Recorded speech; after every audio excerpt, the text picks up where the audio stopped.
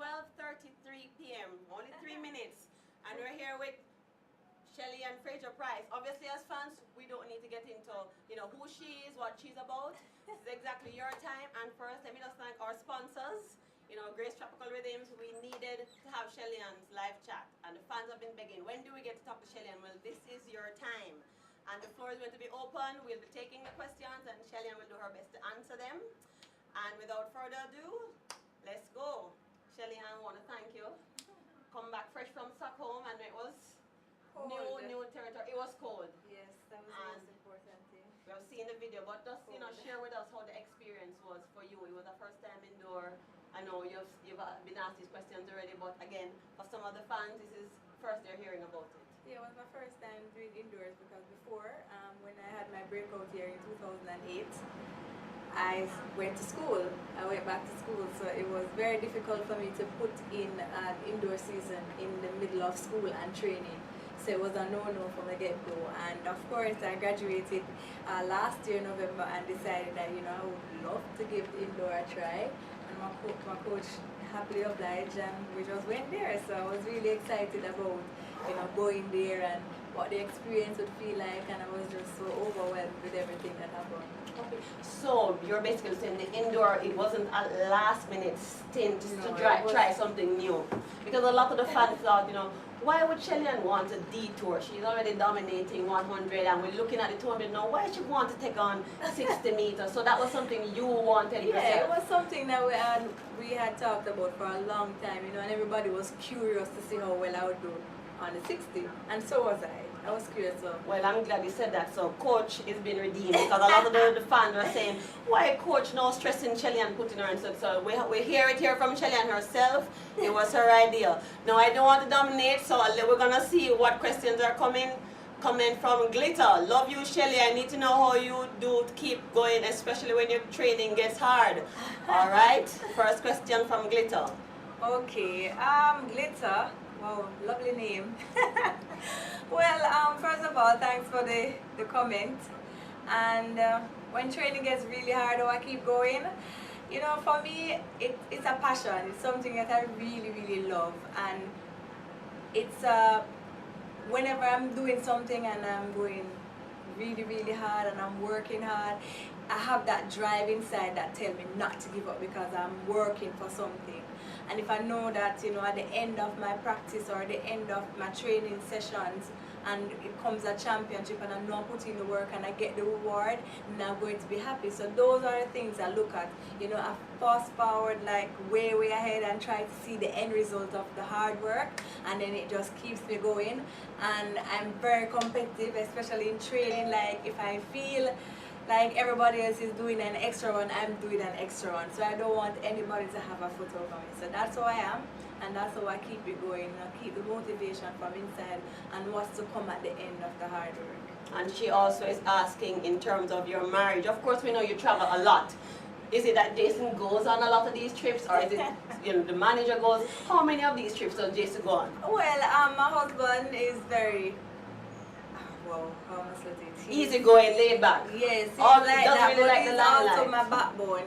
And he understands everything, and that's very important, I think, for a marriage, for a person to choose the partner that works with them and clicks with them, because I couldn't see myself marrying an athlete. Sorry for any athlete that's going to ask me the question. I couldn't see myself marrying an athlete because of how hectic my schedule is. So of course my husband works with me with everything, and he definitely comes to all of my big championships. So he was in London, he was in Daegu, he was everywhere. So behind the scenes. So he's behind the scenes. You won't see him. Rarely get a camera shot of Jason. He's like the man behind. He likes it that way.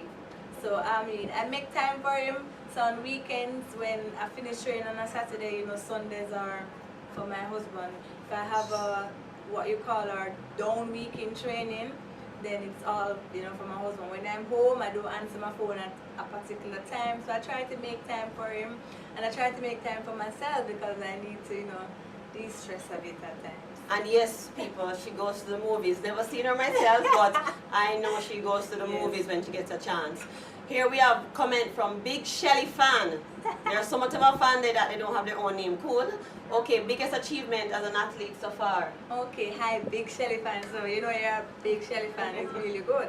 All right. So my biggest achievement as an athlete, I would definitely. I know a lot of you would think that I would say medals and championship, but no. My biggest achievement is graduating from school as an athlete because you know a lot of persons have this stigma attached to athletes saying, oh, athletes can't do this in school and them dunce or them can't learn or whatever is the stigma that's attached. But for me, that's my biggest achievement. You know, I wanted to graduate. I wanted to do something other than track and field and just have my head leveled because as an athlete, you know, you use your mind a lot, you think a lot, and being able to reason well and, you know, to speak and do what it is you're doing, you know, it comes with learning, it comes with learning new things, new experiences. So I decided to go to school and get that degree, and it was something I was really, really looking forward to, and I did it while doing full-time track and field, full-time school, and it happened.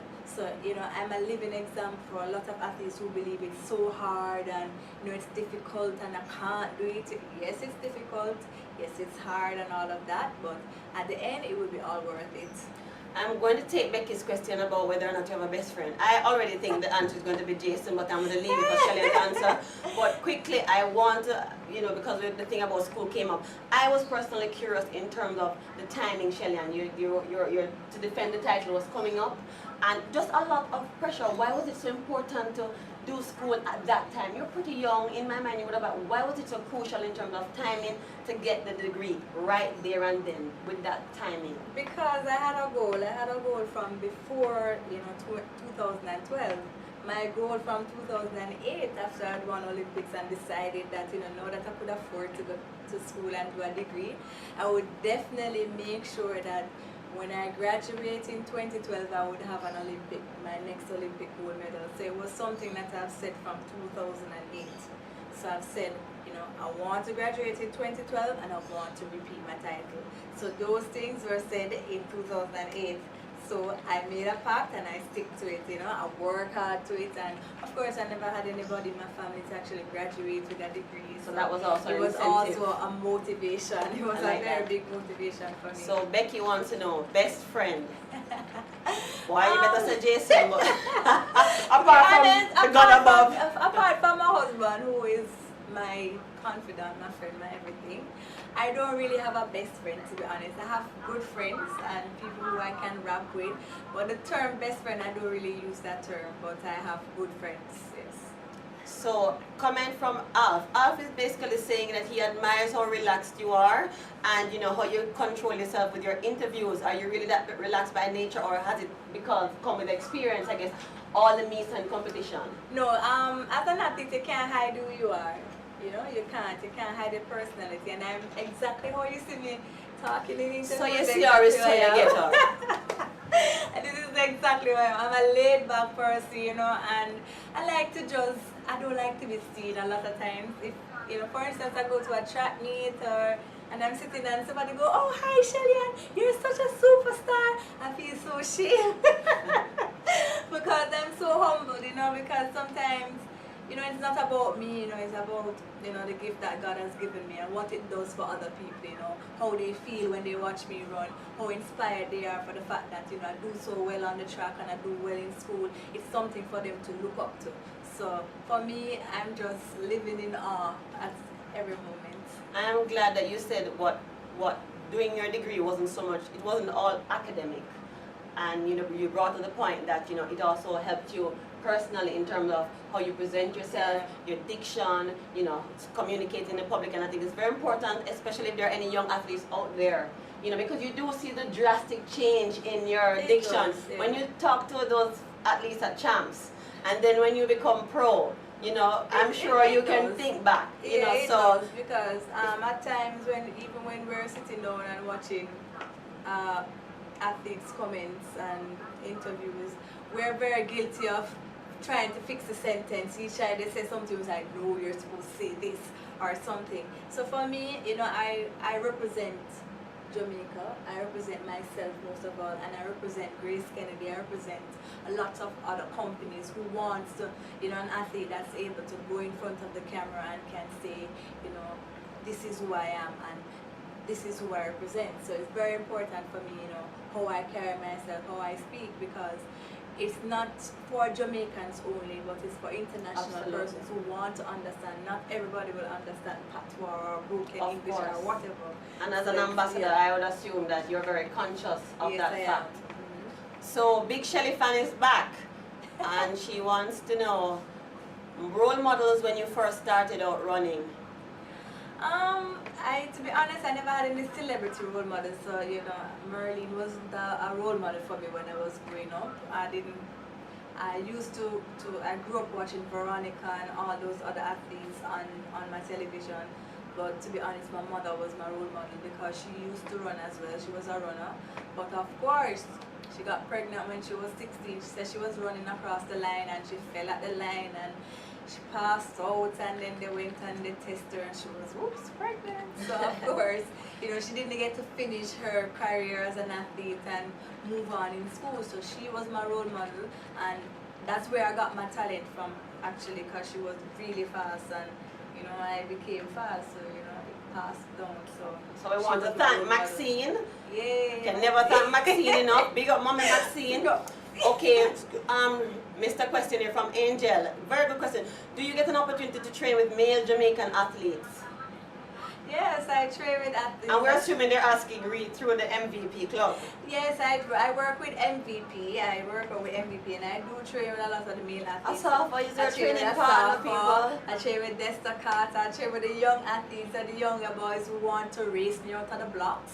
So, you know, everybody's so excited. Oh, I want to race Shelly out of the blocks because she's so fast out of the blocks. So I do train with the boys, and of course I run left all of them.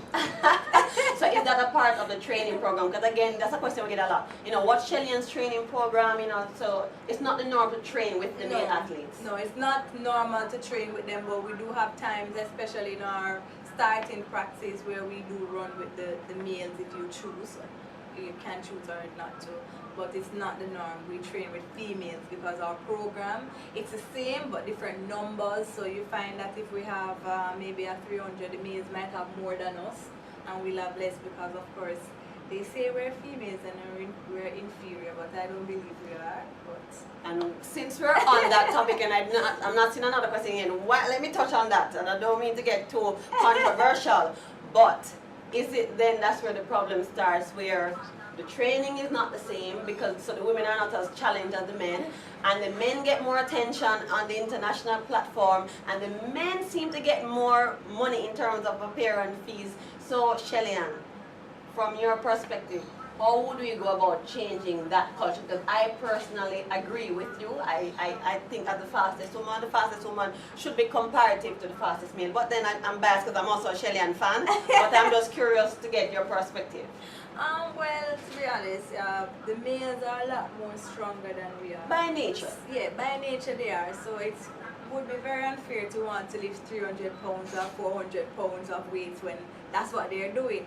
But our workload is tailored for us as females because, you know, we go through so many things, you know. And so you find that if we get 5 things to do, the males will get 6 things to do. Right, because they are a lot more stronger than us and all of that. But I definitely believe that, you know, more needs to be done to get the female up to the same level as the males, because they do get more appearance fee than us. They do get more limelight. They do get more limelight, and that's because they're running records. They're breaking records, and you know, doing so well with what they do. But at the same time, we're doing what we can in our section. So highlight us the same way you highlight the males, for instance. So because, you know, sometimes a lot of the females can be so discouraging because they're like, oh, I'm not going out there because they don't want to see me, they want to see the males, so, you know. But I mean, if it's something that you love, you learn to live with it, but at the same time, you know, you're part of a revolution that will change it. Because the more we talk about it, the more persons will sit down. And I think a lot of it has to do with the media as well. And you know, the media loves, you know. Yes, I go to the Gibson relays, and when it's males time to run, everybody's on their feet and screaming. Ecstatic. But when the females are running, it's not so exciting as the males. So, you know, there's a lot that we can improve. I haven't forgotten you, Tracy, but while we're on that, again, with the distinction between the